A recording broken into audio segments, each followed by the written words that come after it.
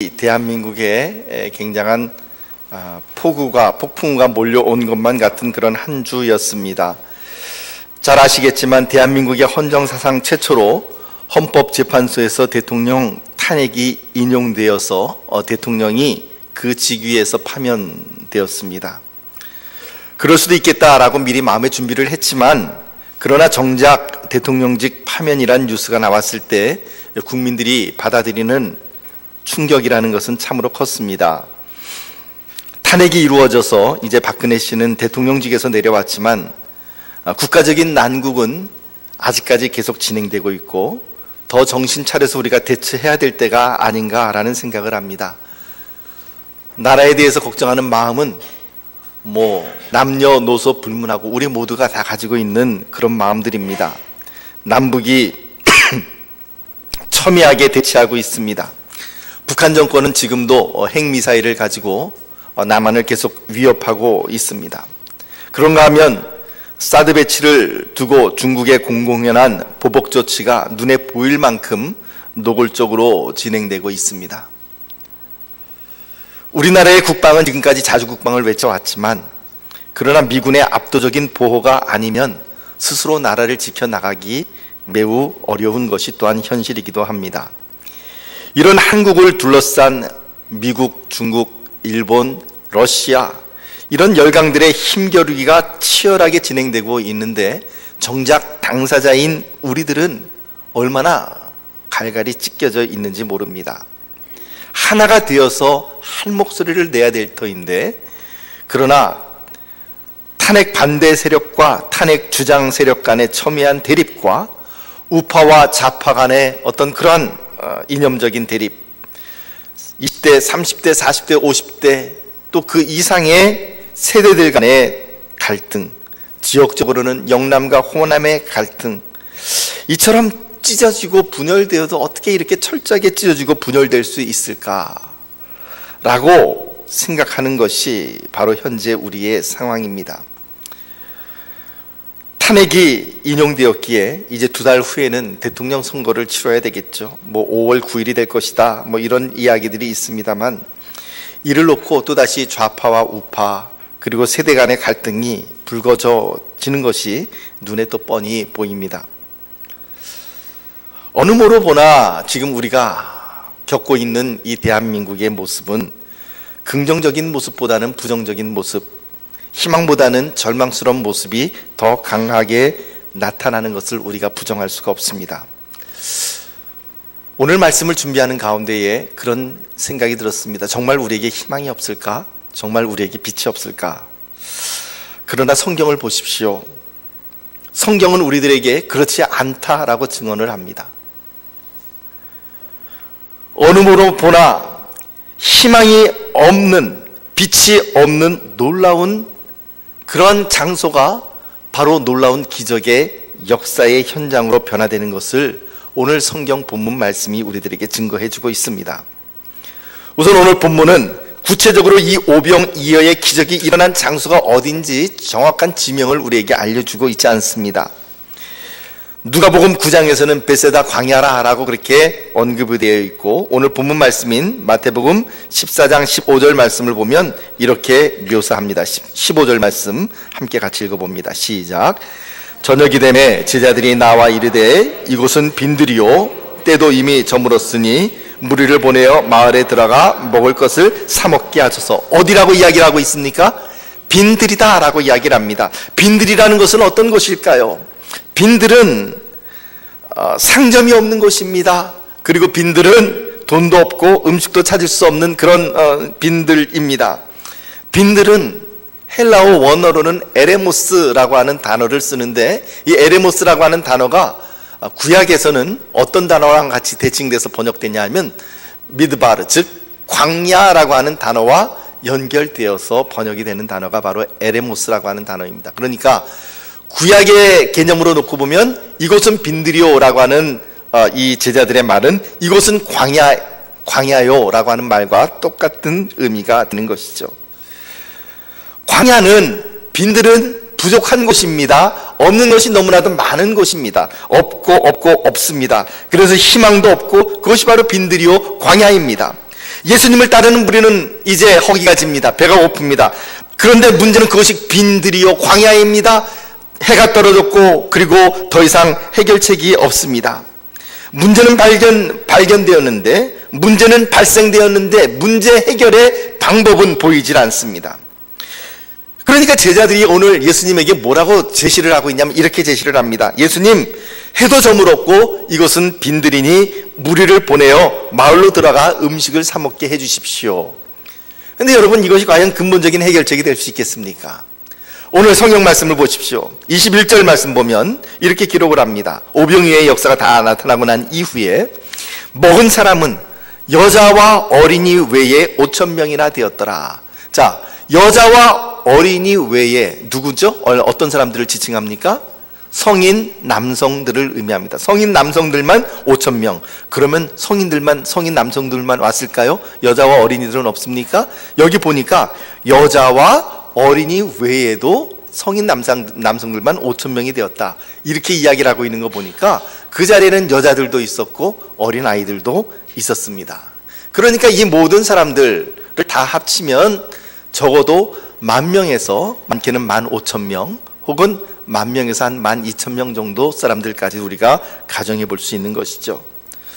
자, 말이 10,000명에서 12,000명이지 12,000명 정도의 사람들이 일거에 나와서 음식점에 쏟아져진다고 생각해 보십시오. 여러분, 이 평택 시내에도 12,000명의 사람들이 벼랑 졸지에 확 몰려 들어와가지고 음식점을 들어간다고 생각을 해 보십시오.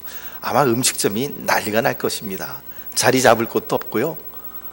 그런데 그 당시는 이런 평택시와 같은 그런 도시가 있던 곳이 아닙니다. 이곳은 누가복음 9장 말씀에 보면 베세다 광야이죠. 베세다 광야 근방이라고 한다면 기껏해야 마을이 베세다라고 하는 그런 조그만 마을이 그 인근에 있습니다.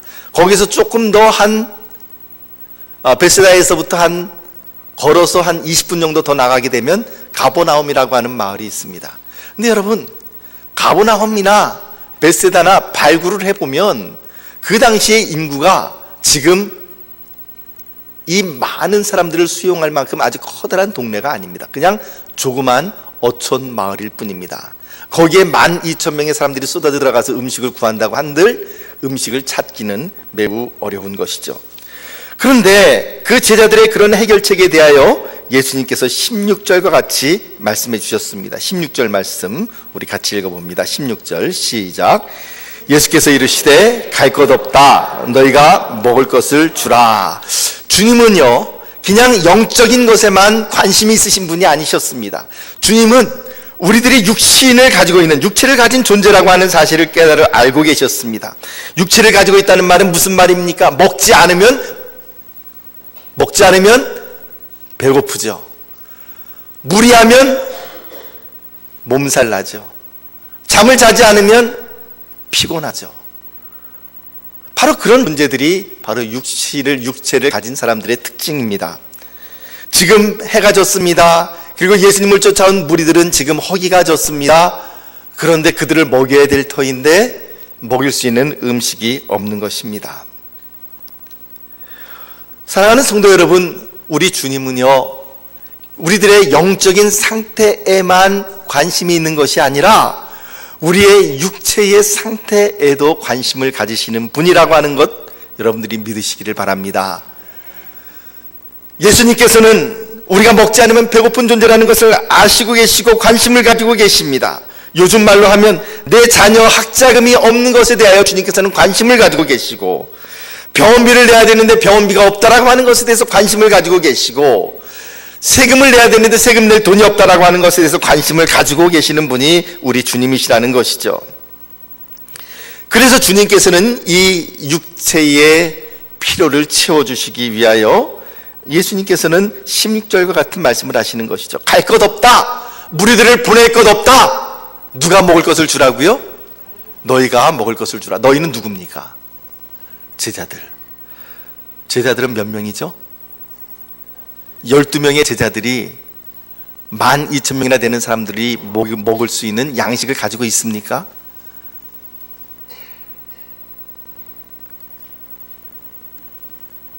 제자들에게 먹을 양식이 없다라고 하는 것 예수님께서도 아셨습니다.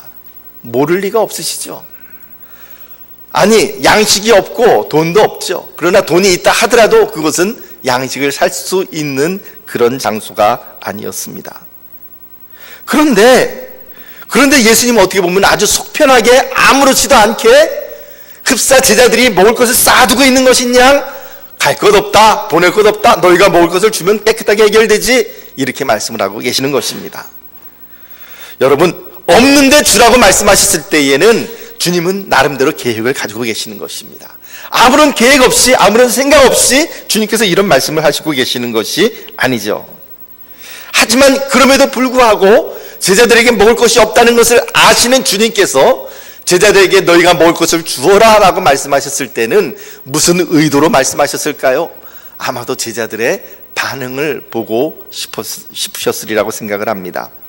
오늘 마태복음 말씀에 나타나 있지 않지만 오병이어의 평행 구절인 요한복음 6장 7절 말씀 보면 여기에 새로운 사실이 등장합니다. 요한복음 6장 7절 같이 읽어봅니다. 시작.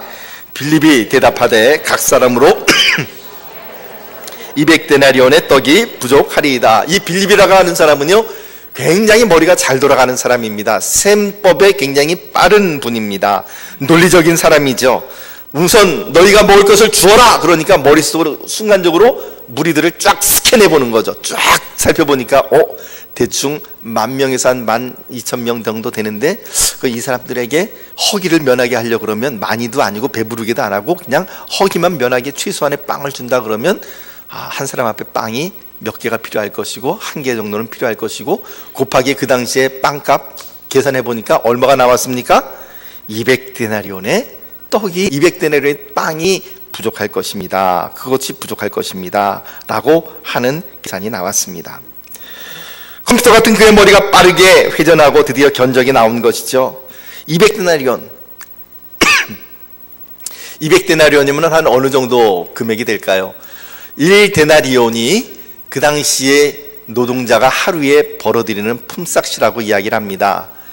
요즘으로 따지면 우리는 한국에서는 품삯이 사람마다 다르겠지만 그래도 그냥 한 7만 원 정도라고 이렇게 계산을 해보고 그러면은 7 곱하기 200 하면은 274에 한 1,400만 원 정도가 이 정도에 해당되는 돈이 아닐까 싶은 생각을 합니다. 그런데 빌립이 내린 결론이 뭡니까? 빌립도 지금 난처하죠. 빌립도 지금 생각해 보니까 이처럼 머리가 빠른 사람이 회전이 안 돌아가겠습니까? 돈도 돈이지만 먹을 빵을 살 수 있는 장소도 아니다. 결국 빌립이 내린 결론은 무엇입니까? 불가능합니다 라는 것입니다. 주여 아니되옵니다. 그것이 바로 빌립의 결론이었습니다. 돈도 없고 상점도 없고 해도 적고 없고 없는 것뿐인데 불가능뿐인데 여기서 어떻게 이 사람들을 먹이라고 말씀하시는 것입니까? 이것이 바로 빌립의 셈법입니다. 여러분, 머리 좋은 이 빌립의 셈법이 맞지만 그런데 이 빌립의 셈법 가운데 하나 빠진 게 있죠. 무엇이 빠졌습니까? 무엇이 빠졌을까요? 빌립의 셈법 가운데 빠진 것이 결정적으로 빠진 힌트, 빠진 분이 계십니다. 누가 빠졌을까요? 예수님이 빠졌습니다. 그렇습니다. 우리 인생에서도 우리가 예수 그리스도를 제외하고 계산기를 두드리면 항상 부족할 뿐이죠. 남는 것이 없는 적자 인생일 뿐입니다. 빌립은 두 개의 부정적인 단어를 지금 쓰고 있습니다. 첫 번째 부정적인 단어, 적게 먹인다 할지라도, 최소한으로 먹인다 할지라도 조금씩이라고 하는 단어. 두 번째는 어떤 단어입니까? 부족하리이다, 부족합니다 라고 하는 단어. 우리가 인간적인 계획을 세웁니다. 주님을 배제하고 계산기를 두들기고 인간적인 방법으로 하면 늘 우리의 입에서 나오는 소리는 무슨 소리일까요? 바로 이 소리입니다. 적습니다. 조금씩이라도 한다 하더라도 부족합니다. 이것이 바로 우리들의 입에서 나올 수밖에 없는 말입니다. 그러나 예수님의 방법으로 행하게 되면 그 결과치는 무엇입니까? 19절에서 20절 말씀 한번 우리 같이 읽어볼까요? 본문 19절 20절 말씀 시작. 무리를 명하여 잔디 위에 앉히시고 떡 5개와 물고기 2마리를 가지사 하늘을 우러러 축사하시고 떡을 떼어 제자들에게 주심에 제자들이 무리에게 주니 다 배불리 먹고 남은 조각을 12바구니에 차게 거두었으며. 아멘. 주님의 방법대로 하니까 어떤 방법인지는 우리가 조금 후에 다시 말씀드리겠습니다만, 주님의 방법대로 하니까 제자들에게 주시고 제자들이 무리에게 주심에 다 배불리 먹고도, 아까 빌립은 뭐라 그랬습니까? 허기만 면하게, 그러니까 최소한으로 작게 준다 할지라도 이렇게 이야기를 했습니다. 그렇지만 이제 주님께서 말씀하시는 것은 뭐라고 말씀하시냐면은, 하시는 대로 하니까 배불리 먹고 남은 조각을 12바구니에 가득 차게 거두었다라고 하는 것입니다. 여러분, 이것이 바로 하나님의 방법의 결과입니다. 저는 여러분들의 인생 가운데에 부족합니다, 안 됩니다 라고 하는 말 대신에 내 잔이 넘치나이다 라고 하는 놀라운 고백이 있게 되시기를 예수님의 이름으로 축복합니다. 여러분들의 인생 가운데 그러한 방법으로 넘치게 되기를 바랍니다. 그런데 그 결과가 나오려면 어떻게 해야 됩니까? 우리가 한 가지 선택을 해야 됩니다. 첫 번째 선택 방법은 빌립의 선택입니다. 계산기를 두들기는 것이죠. 그러나 주님을 배제하고 두들기는 것입니다. 두 번째는 무엇입니까? 이제 이것은 어떻게 보면은 안드레의 셈법이기도 한데, 주님을 포함해서 이제 계산기를 두들기는 것입니다. 주님을 포함해서 계산기를 두들기면 놀라운 역사가 일어날 줄 믿습니다. 제자들의 반응이 17절 말씀 가운데 나타납니다. 제자들이 뭐라고 반응합니까? 갈 것 없다 너희가 먹을 것을 주라 그랬더니 17절 시작. 제자들이 이르되 여기 우리에게 있는 것은 떡 5개와 물고기 2마리 뿐이니이다. 제자들도 참 난감합니다. 대략 난감합니다. 떡 5개와 물고기 2마리 뿐입니다. 그런데 이 말씀과 평행 구절인 요한복음 6장 8절에서 9절 말씀은 이 부분을 좀 더 자세하게 묘사합니다. 6장 8절에서 9절 말씀 요한복음 함께 같이 읽어봅니다. 시작. 제자 중 하나 곧 시몬 베드로와 형제 안드레가 예수께 여짜오되 여기 한 아이가 있어 보리떡 5개와 물고기 2마리를 가지고 있나이다. 그러나 그것이 이 많은 사람에게 얼마나 되겠사옵나이까. 안드레라고 하는 인물이 이제 등장을 하죠. 마태복음에 나타나 있지 않은 안드레가 등장을 해서 한 어린 아이를 예수님에게 데리고 나옵니다. 그런데 이 한 아이라고 하는, 여기 한 아이가 있어 라고 하는 이 아이라고 하는 단어는 헬라어로는 파이다리온이라고 하는 단어를 써요. 원래 어린 아이를 지칭할 때, 즉 초등학생 정도의 아이를 지칭할 때는 보통 파이디온이라고 하는 단어를 씁니다. 그런데 파이디온이라고 하는 단어에 작다라고 하는 것을 나타내는 문법적인 요소인 지소사라고 그러죠. 작은 것을 가리키는 그런 품사인 그런 이 문법적인 요소인 이 아리온이라고 하는 단어가 붙게 되면은 그것이 원래 있던 크기보다 이렇게 축소돼서 나타나는 것이죠. 그러니까는 파이디온에 아리온이 붙어서 파이다리온 하게 되면 일반적인 초등학교 학생들보다 더 작은 아이라고 하는 거죠. 이 아리온이라고 하는 단어가 또 나타납니다. 바로 물고기에 나타나는데요. 보리떡 5개와 물고기 2마리. 보통 우리가 물고기 그러면 여러분들이 잘 알고 있는 단어가 있어요. 자동차 뒤에 이렇게 물고기 형상이 이렇게 붙여놓는 거 있잖아요. 헬라어로는 뭐라고 발음합니까? 보통 익수스라고 그렇게 발음을 합니다. 그래서 이 그 첫 글자를 따서 초대교회 때는 예수 그리스도는 하나님의 아들이시다라고 하는 그런 문장을 만들어서 그리스도인들의 암호가 바로 물고기 표시였습니다. 물고기를 그리면 이 사람이 예수님이 하나님의 아들임을 고백하는 크리스찬이구나. 그래서 우리는 지금도 자동차 뒤에 그 물고기 익수스를 이렇게 붙이고 다니죠. 그런데 요한복음 말씀에서는 그 익수스라고 하는 단어 대신에 옵사리온이라고 하는 단어를 쓰고 있습니다. 굉장히 의도적인 단어의 선택입니다. 물고기를 나타내는 단어가 옵손이라고 하는 단어가 있는데 그 옵손 끝에 아리온이 붙었습니다. 그러니까 옵사리온 하게 되면 물고기는 물고기인데 어떤 물고기라고요? 작은 물고기라고 하는 뜻이 됩니다. 참 재미있습니다. 파이다리온, 즉 작은 아이가 옵사리온, 작은 물고기를 가지고 예수님께 나오게 되는 것이죠. 물고기 두 마리, 그러니까 여러분들은 혹시 굴비 두 마리를 생각하실지 모르겠습니다만, 그러나 굴비 같은 그런 종류의 물고기가 아닙니다. 당시에 갈릴리 호숫가에서 어부들이 이제 그 고기를 잡다가 큰 고기는 물론 포획하지만 그러나 아주 작은 고기는 그냥 놔줍니다. 그런데 어떤 고기는요, 그냥 놓아주기에는 조금 아깝고 그렇다고 가져가기에는 좀 작은, 그러니까 어중간한 크기의 그런 고기들이 걸릴 때가 있는데, 그런 고기들은 보통 그냥 땅에 놔두고 이렇게 떠납니다. 그 바닥에 놔두고 떠나게 되면 그것을 누가 가져가느냐 하면 과부나 그 다음에 고아나 이런 경제적으로 어려운 분들이 그것을 가져다가 소금을 절여서 그것을 이제 그들의 양식으로 취하기도 했습니다. 그러니까 지금 이 파이다리온, 이 작은 아이가 옵사리온을 가지고 있다라고 하는 것은 이 아이의 가정이 부유했다 아니면 가난했다? 좀 더 자신감 있게, 부유했다, 가난했다? 가난했다라고 하는 그런 의미를 보여주고 있는 것이죠.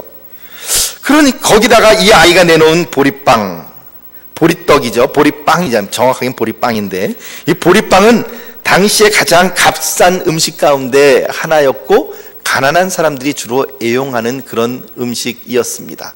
그러니까 이 가난한 집 아이의, 작은 아이가 가지고 있는 보잘것없는 옵사리온 2마리와 보리빵 5개, 이것을 가지고 안드레가 예수님에게 나오는 것입니다. 그러면서 뭐라고 고백하냐 하면 이렇게 고백합니다.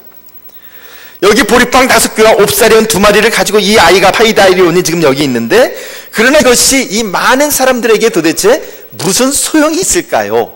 안드레도 역시 현실을 볼 줄 아는 사람입니다. 안 된다는 것을 아는 사람입니다.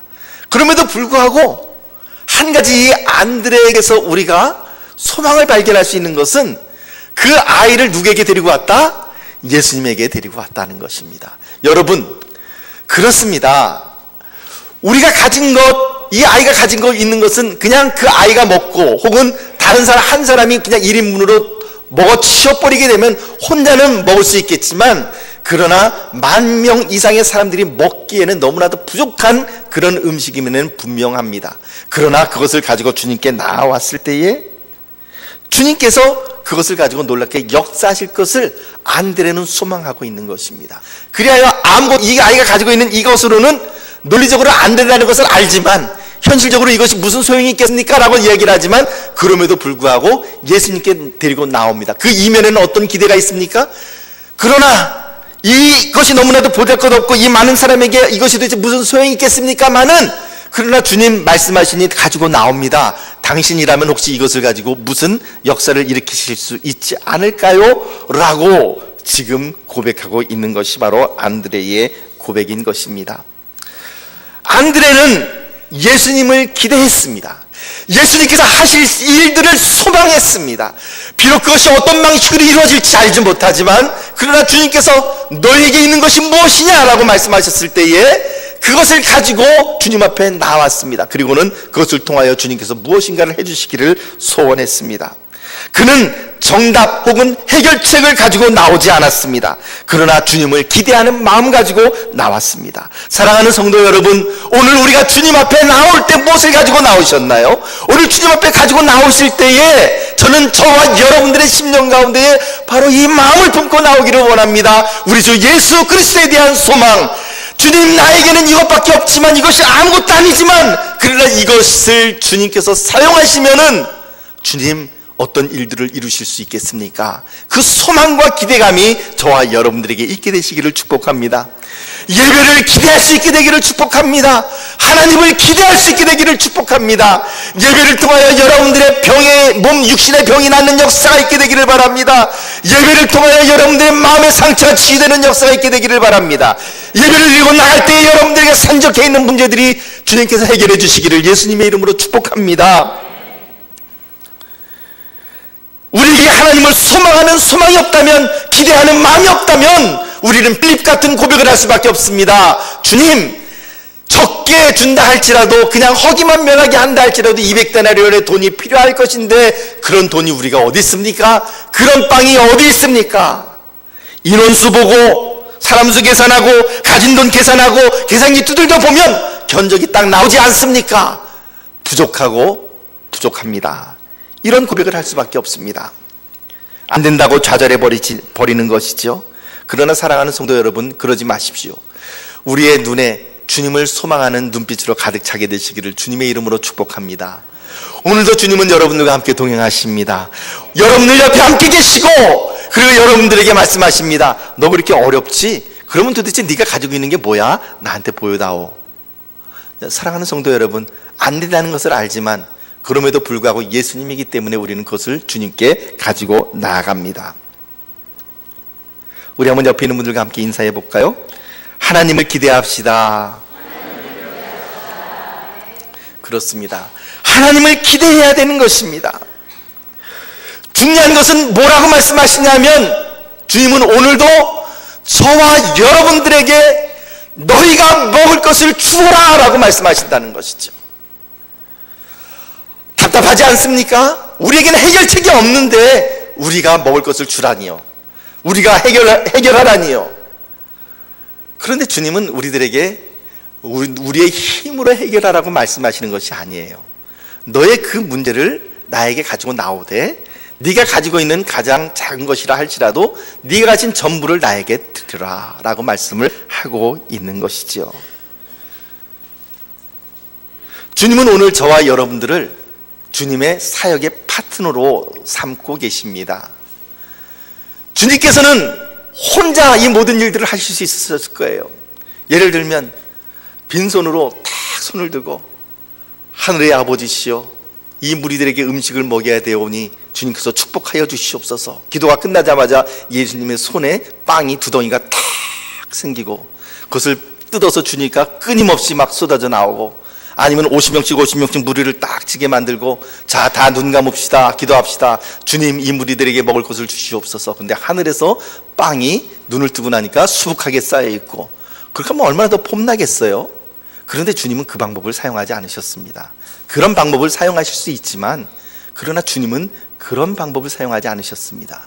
주님은 오히려 너희가 먹을 것을 주어라 라고 말씀하시고, 너희에게 있는 것이 무엇이냐 라고 질문을 하고 계시는 것이죠. 오늘 주님은 저와 여러분들을 통하여 문제를 해결하시기를 원하십니다. 여러분들의 가정의 문제이든지, 여러분들이 속해 있는 공동체이든지, 학교든지 어디서든지, 우리는, 주님께서는 우리들에게 너희가 그 문제를 해결하라 라고 말씀하십니다. 그런데 실질적으로는 우리의 힘으로 해결하라는 것이 아니라 그것을 나에게 가지고 와라 라고 말씀을 하시는 것이죠. 오늘 이 말씀을 준비를 하면서 지난 한 주간 동안 계속해서 제 머릿속에는 이 말씀이 맴돌았습니다. 너희가 먹을 것을 주어라. 우리에게 있는 것이 도대체 무엇인가? 주님은 지금 우리가 처해 있는 한국의 상황이, 이 민족과 이 나라의 상황이 참으로 빈들과 같고 아무것도 없는 찬바람 부는 광야와도 같다는 것을 너무나도 잘 알고 계십니다. 이 나라의 문제는 산적해 있는데 해결 방법이 보이지를 않습니다. 그런데 주님은 오히려 거꾸로 우리들에게 그렇게 말씀하시고 있는 거 아닐까요? 너희가 해결해라. 너희가 먹을 것을 주어라. 너에게 있는 것이 도대체 뭐냐? 먹이라고 말씀하고 계시는데 어떡해요? 답답합니다. 우리에게 답이 없기 때문에 그렇습니다. 그러나 그 말씀을 들은 안드레가 자기가 할 수 있는 최선의 일을 하지 않았습니까? 옵사리온 2마리를 가지고 있는 파이다리온, 그 작은 아이를, 보리빵 5개를 가지고 있는 그 작은 아이를 예수님 앞에 데리고 나왔습니다. 그리고는 예수님께 질문합니다. 주님, 가지고 나왔습니다. 그러나 이것이 도대체 무슨 소용이 될 수 있겠습니까? 주님께서는 이 일을 통하여, 이것을 통하여 무슨 사역을 이루시겠습니까? 사랑하는 성도 여러분, 이제는 이 나라와 이 민족을 생각할 때 우리가 어떤 해법을 제공할 수 있을까요? 우선 저는 저와 여러분들이 가지고 있는 작은 물고기 2마리와 보리빵 5개라 할지라도 택도 없는 것이긴 하지만 그러나 그것을 우리 주님 앞에 가지고 나갈 수 있게 되기를 바랍니다.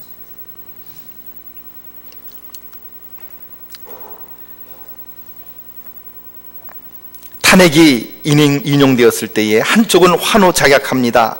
꽹가리를 칩니다. 잔치를 벌입니다. 그런데 또 한쪽에서는 탄식하고 울음을 터뜨리고 분노를 쏟아내고 있습니다. 하나됨의 모습이 아니라 분열과 찢어짐의 모습입니다.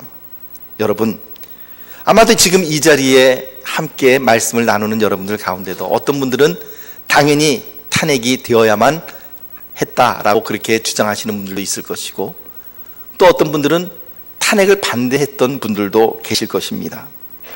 그러나 이제 탄핵이 인용되었습니다.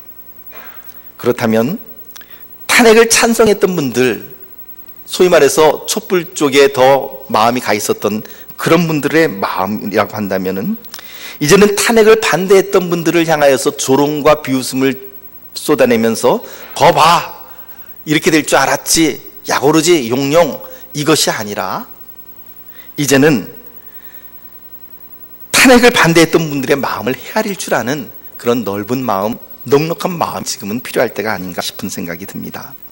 조롱과 비웃음이 아니라 그분들의 마음을 함께 어루만져주고, 그리고 서로 두들겨주고, 서로가 당신이나 나나 생각하는 바는 달랐지만 나라를 생각하는 마음은 같지 않느냐라는 그런 공통 분모를 찾아가면서 서로가 서로를 격려하고 이렇게 세워져야 되지 않을까요? 저는 바로 이것이 우리가 할 수 있는 오병이어라고 생각을 합니다. 분열되고 찢긴 이 나라와 이 민족 앞에서 우리가 해야 될 일은 바로 이런 일들입니다.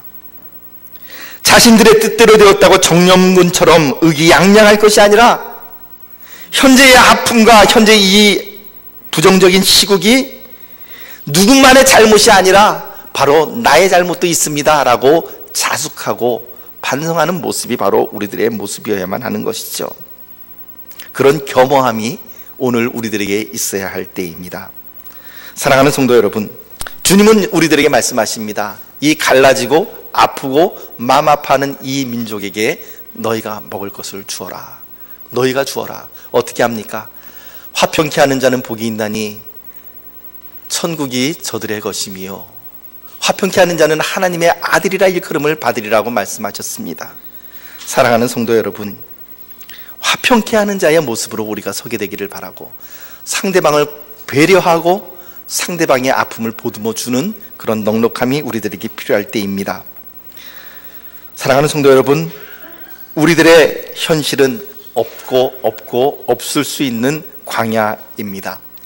그러나 아무것도 없을 때 그때부터 시작이라고 하는 사실을 기억하시다. 그때가 바로 시작입니다. 한번 옆분하고 다시 한 번만 인사 나눌까요? 없을 그때가 시작입니다. 아멘. 그렇습니다. 없을 그때가 바로 시작입니다. 내가 가지고 있는 옵사리온 2마리, 보리빵 5개, 보잘것 없지만 그것을 주님 앞에 드리며 나아갈 때에 내가 할 수 있는 것, 그저 상대방의 아픈 마음을 위로해 주며 나가는 그런 마음, 넉넉한 마음을 가지고 나아갈 때 거기서부터 역사는 시작되리라고 생각을 합니다. 사랑하는 성도 여러분, 우리가 가진 것은 정말 너무나도 미약합니다. 아무것도 없습니다. 그러나 이 아무것도 없는 것 가운데서 우리 주님을 바라봅시다. 주님은 아무것도 아닌 것, 그 작은 것이 주님과 연결되면 무한대로 확장되고 무한대로 커진다라고 하는 사실을 기억하시기를 축복합니다.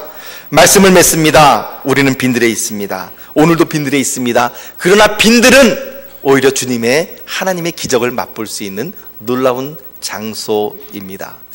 이 말씀을 보면서 저는 구약시대에 이스라엘 백성들에게 만나가 떨어졌던 바로 그 장면이 연상이 되더라고요.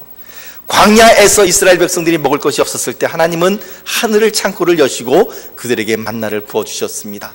오늘 이 에레모스, 이 빈들, 이 광야에서 예수님께서 작은 소년이 헌신한, 그 작은 아이가 헌신한 그 작은 오병이어를 가지고 역사하실 때에 그것이 만 명 넘는 사람들을 먹이고도, 넉넉히 먹이고도, 배불리 먹고도 12광주리가 남는 놀라운 하늘의 역사가 이루어졌습니다. 사랑하는 성도 여러분, 기적을 맛보며 살아가고 싶지 않으십니까? 정말 기적을 맛보며 살아가고 싶지 않으십니까?